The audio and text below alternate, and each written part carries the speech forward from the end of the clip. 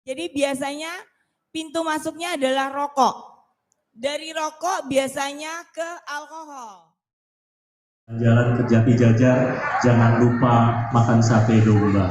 Ya, ayo kita sama-sama belajar sehat itu tanpa narkoba dalam rangka sebetulnya hari ulang tahun Rumah Sakit Ketergantungan Obat yang ke-50 tahun.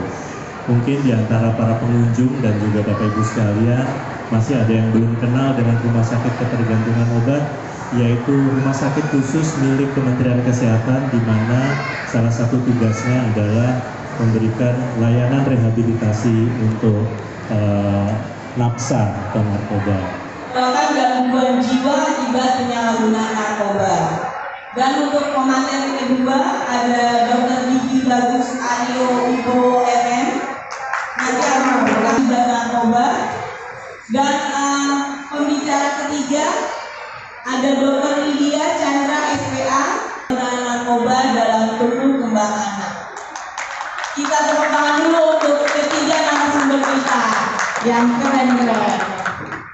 Oke, kita berdiri dulu biar semangat.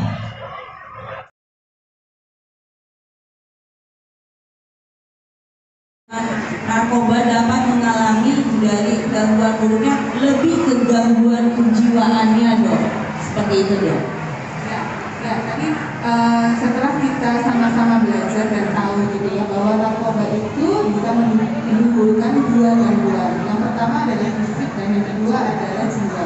Yang fisik itu sebetulnya lebih mudah untuk kita lihat karena fisik itu kan bisa berubah ya dan kita bisa cepat tahu.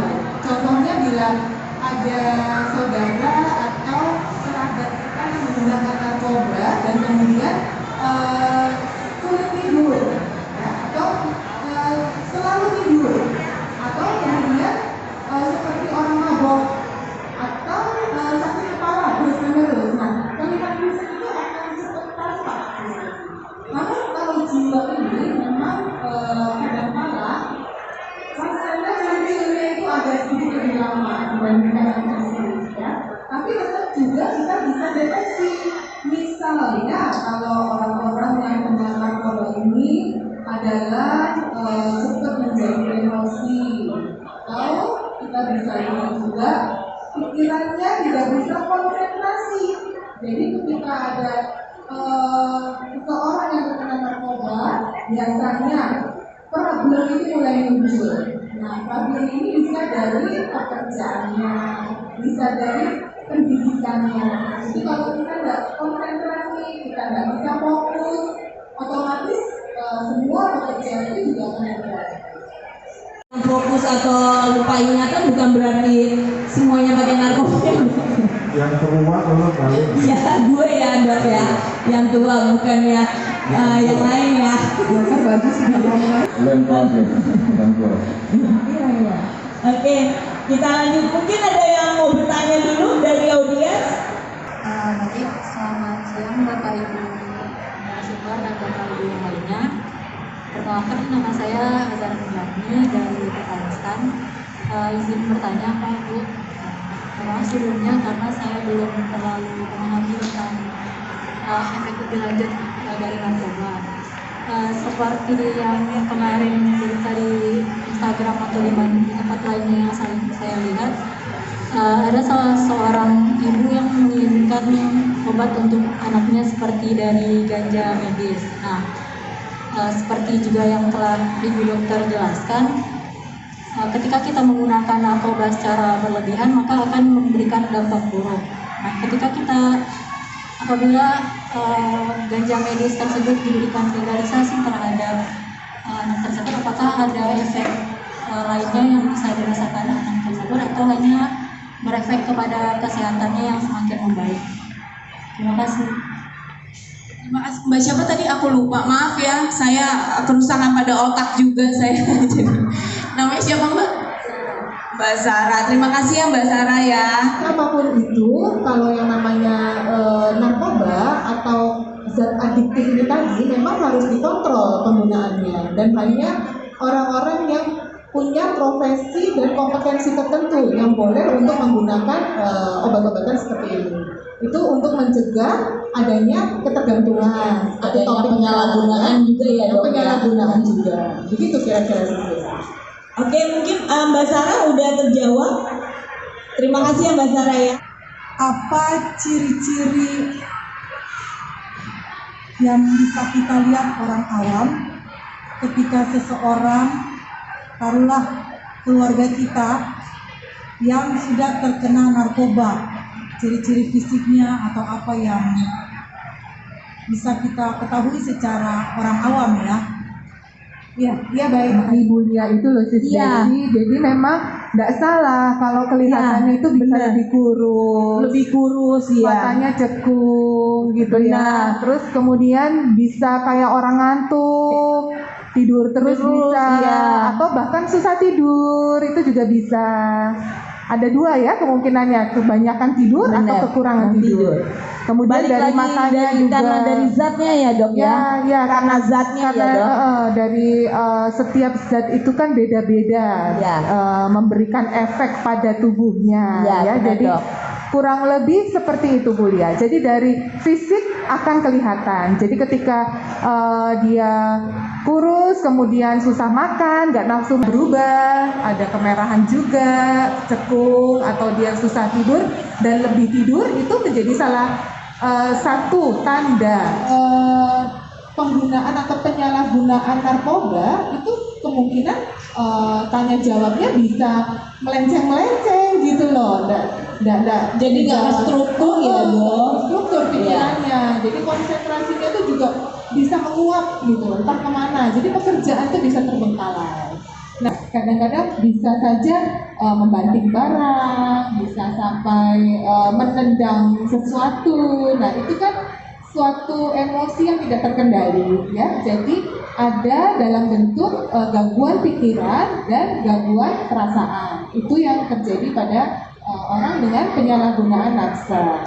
Remaja dan zat apa yang dikandung di dalamnya sehingga itu membuat para remaja kecanduan. Pertanyaan saya sebenarnya ada nggak sih penelitian terbaru mengenai korelasi antara tingginya tingkat penggunaan narkoba oleh orang tua terhadap tingkat stunting pada anak kayak gitu? Karena seperti kita tahu tingkat stunting pada anak di Indonesia itu sekitar 20-an gitu kan di tahun ini. Nah, udah ada atau belum penelitian terbaru soal itu? Terus menurut dokter-dokter sendiri ada nggak sih sebenarnya relevansi dan korelasinya kayak gitu selain dari penelitian itu? Mungkin begitu pertanyaan. Terima kasih. Kita berharap anak bisa bertumbuh kembang itu dari orang tua yang sehat. Dan hubungan antara ayah dan ibu yang sehat juga. Nah, ketika itu terjadi satu kegagalan, terjadi satu hambatan, tentunya proses tumbuh kembang pada anak itu juga tidak akan menjadi baik. Begitu kira-kira ya. Itu juga ada researchnya, tapi tidak langsung begitu. Tetapi kita bisa banyak mencari dengan keyword tentang proses tumbuh kembang pada anak ketika orang tuanya terkena narkoba. Ya, jadi kata-kata kunci itu nanti bisa membawa kita pada literatur yang menunjukkan bahwa banyak sekali persentase anak-anak yang juga terganggu ketika orang tuanya menggunakan narkoba. Begitu kira-kira. Oke? Nah, Dampak ya Dok semuanya ya Dok. iya, terdampak. Kecuali kalau orang tuanya memang sudah memutuskan untuk berhenti ya, dan itu kan beda lagi karena dia mendapatkan terapi. Nah, terapi ini nanti yang akan menuntun orang tua tersebut untuk bisa pulih. Nah, orang tuanya pulih dulu nih, nggak bisa kita bilang anaknya harus pulih duluan, nggak bisa. Orang tuanya yang harus pulih duluan. Dan ketika orang tuanya sudah pulih, refleksi itu akan terjadi pada anak. Anak juga akan ikut pulih ketika orang tuanya sudah pulih. Mungkin dokter dia mau nambahin. Dokter dia ini soalnya akan banget dengan hal anak nih. Dokter aja nggak peduli gitu sama dirinya sendiri kan gitu kan, otomatis pasti mengganggu dalam proses tumbuh kembang anaknya gitu ya. Bisa jadi nanti ada istilahnya neglected child, jadi anak yang neglected gitu ya. Atau malah kadang-kadang bisa juga bisa child abuse gitu kan.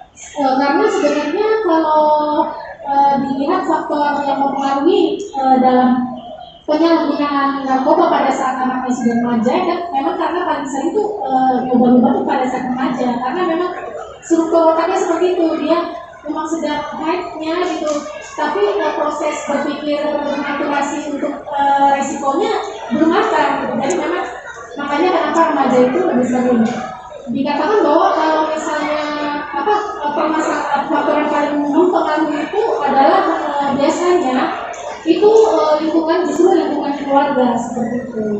Bisa ya tadi ada negative child, atau abuse, atau misalnya tadi orang tuanya otoriter, atau justru terlalu permisif, atau justru acuh tak acuh. Jadi memang kuncinya adalah dimensi pola pengasuhan yang positif, dan itu memang kita juga masih sama-sama belajar, saya juga punya putra, jadi memang belajar menjadi orang tua itu adalah seumur hidup. Kalau misalnya dia benar-benar narkoba, otomatis pasti akan mengganggu perkembangan gitu. Soal, ayo apa? Pastinya ngomongin soal gigi ya. Materinya adalah penyakit gigi dan mulut akibat narkoba. Jadi ada pengaruhnya juga nih dengan gigi nih terhadap orang-orang yang pernah menggunakan narkoba. Bisa dipersilahkan lanjut, Dokter Bagus. Oke, terima kasih Des. Sebetulnya Des ini lebih tahu karena dia pasien saya juga. Oh enggak dok. Pasien gua loh, pasien gua nih. Enggak dok, dokter ngaku-ngaku deh. Gue terpaksa harus buka Tuh, masker nih. harus buka masker katanya. Jadi kalau mau contohnya seperti apa? Buka mulut gitu. Jangan, malu giginya kuning. Udah nggak bisa putih lagi soalnya. Ini karena contohnya ya. Ini nih loh kan, giginya Abis, kuning. jadi satu. Giginya habis. Biasanya dia karies. Ada kariesnya, ada lubangnya. Yang kedua pasti ada periodontitisnya. Periodontitis itu pembengkakan pada gusi. Belum lagi ompong-ompong ya dok ya. Belum lagi ompong-ompong tuh karena periodontitis dia ompong dia lepas sendiri. Gitu. Terus temporomandibular. Temporomandibular itu rahang. Rahangnya biasanya dia akan sakit. Yang ketiga biasanya dia lu nggak tahu ya kerot apa enggak, bahasa Jawanya kerot. Apa tuh ya? dok? Bruxism tuh krek. Oh enggak. Kebetulan enggak dok. Oh, iya. Aku enggak gitu-gitu dok. Soalnya lu tidur. Enggak begitu. Soalnya tapi lu tidur kan. Aku lebih gitu dok. Itu. Amit-amit. Amit-amit ya benar dok. Jadi biasanya begitu. Biasanya karena pemakaian narkotika itu dia menyebabkan kayak stres gitu. Keropos juga ya dok gitu, ya, jadi cepet habis. keropos ya dok ya. Ya, makanya kalau saya lebih baik gak usah pakai deh. Des, gak usah pakai lu Des ya. Iya udah gak pakai dok, sekarang pakai apa dok? Apa? Pakai apa? Pakai sabu juga. Bukan. Kan, tapi sabunya yang di bawah itu. Shabu-shabu maksudnya, pakai shabu-shabu yang di bawah itu. Jadi gitu Des. Jadi sebetulnya ini secara complicated semua secara keseluruhan dia menyebabkan ya pada kerusakan gigi sih sebetulnya. Saya rasa itu aja. Desi bisa nanya ke Dokter Lydia? Saya nanya juga dok, kalau yang hisap sama juga dok? Hah? Yang apa sih yang sama kerusakannya sama? Yang mana? Yang hisap ya? Ya. Yang hisap. Oh yang dihisap. Hisap-hisap dok, bisa-bisa. Sama juga. Disuntik-suntik. Sama aja. Sebetulnya itu tidak secara langsung dokter. Tidak secara langsung, jadi biasanya sekundernya. Bukan karena primernya dia menyebabkan itu enggak. Biasanya karena sama dipapak dok. Biasanya kan dokter tahu nggak dok artinya dipapak dok? Biasanya kita tuh kalau minum kalau kita lagi pakai boti itu dok, boti itu obat-obatan dok, kayak Alpra gitu. Kalau dulu itu kita nggak pakai air dok, jadi langsung dipapak katanya bilangnya. Langsung digigit istilahnya. Papak, krok gitu. Ya, biasanya nah tuh itu marah. tuh. Itu bisanya marah. Iya, dok, bener dok. Biasanya kan kalau teman-teman dari pengguna narkotika kan biasanya mandi juga malasnya nggak Dokter Iwi? Dok Ya? jangan ngeliat gue terus dong dok. Gue udah mandi, udah wangi ya soalnya kan. paling gampang. Cuman paling gigi gampang gue lihat. dok.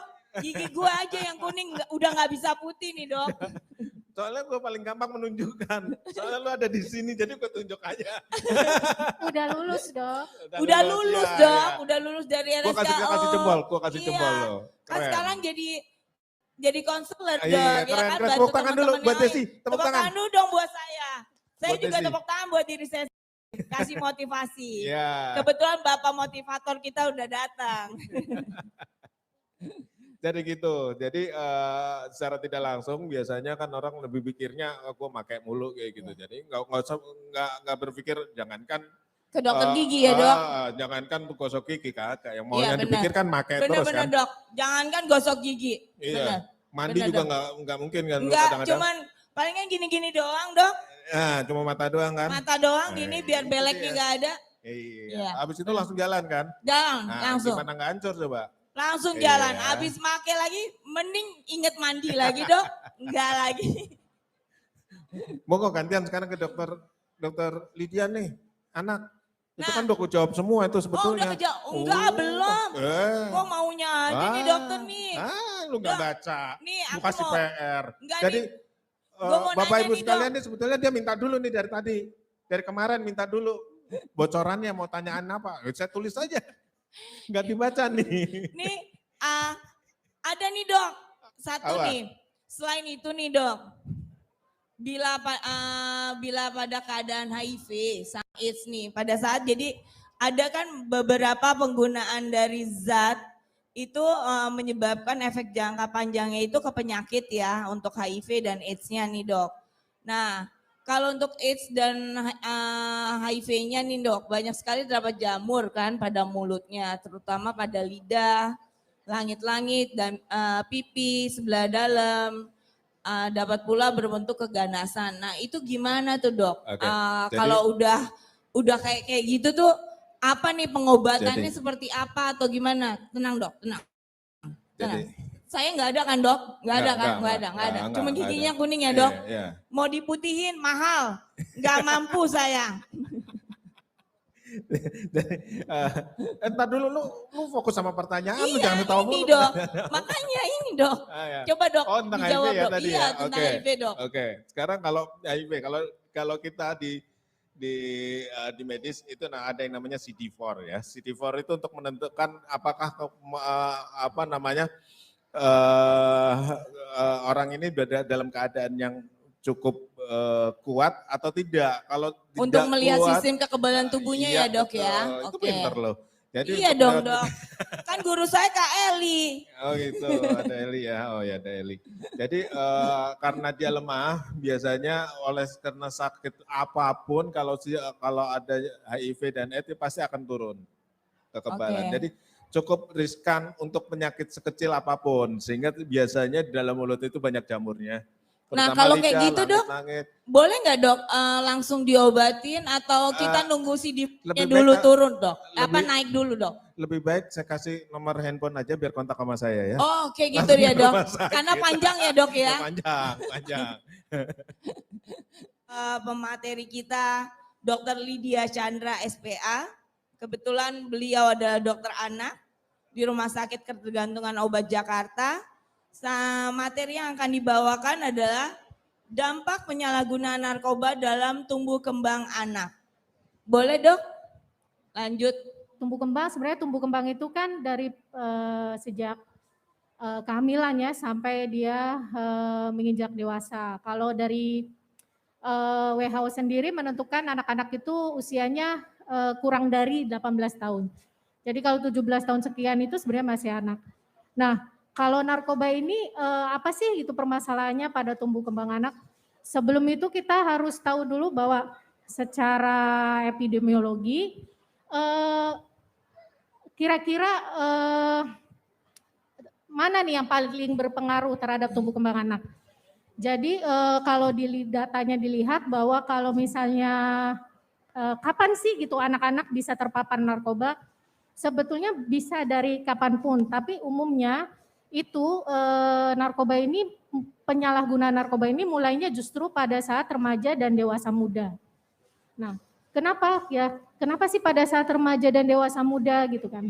Kenapa pada saat remaja itu anak-anak tuh rentan banget gitu bisa terpapar penyalahgunaan narkoba ini? Sebenarnya karena hubungannya dengan proses pematangan otaknya yang memang masih bertumbuh dan berkembang. Jadi pada remaja ini ada area di mana yang dia matang terlebih dahulu, sedangkan area lainnya itu justru berkembang atau matang sudah mature itu pada saat usia 20 tahunan. Yang mana yang berkembang dahulu? Yang berkembang dahulu itu adalah area di mana yang memproses mengakibatkan anak itu mendapat dorongan untuk penyalahgunaan narkoba ini, karena misalnya untuk mendapatkan kesenangan gitu atau pleasurable, rasa senangnya tadi pengen senang gitu kan, atau pengen keren gitu. Nah, impuls yang seperti itu. Sedangkan area yang untuk memutuskan bahwa oh nggak boleh nih, ini adalah tindakan yang berbahaya, atau istilahnya adalah area yang mengendalikan impuls yang berlebihan atau emosi yang berlebihan itu matangnya usia 20 tahunan. Makanya itu mengapa anak justru remaja itu rentan terhadap penyalahgunaan narkoba. Segitu deh. Oke dok, aku mau sedikit nanya nih dok. Pada waktu menggunakan dia lagi hamil. Tuh, ada ngaruhnya Desi lagi kan? Desi lagi, gigi kuning deket. Desi. Lu yang dekat sama gua, makanya gua kasih tunjuk aja sekalian. Jadi Desi ini lagi hamil, tapi menggunakan narkotika. Apa pengaruhnya terhadap anak yang sedang dikandung ya? Pasti ada, karena kan narkoba tadi sudah dibilang juga merusak otak ya, efek jangka panjangnya ya. Jadi ya pasti itu ada pengaruhnya juga gitu untuk perkembangan anaknya. Ini terhadap psikisnya anak kelak itu ada? Kalau ya psikis juga berpengaruh ya. Berpengaruh. Oke, ada. Udah Des, cuma kau nanya begitu aja lu. Ya kayaknya ampun tampangnya dok. tuh. Nanti dikasih itu dok. Nanti kita ngobrol di belakang dok. Lebih lengkap lagi kalau dokter mau nanya-nanya. Kalau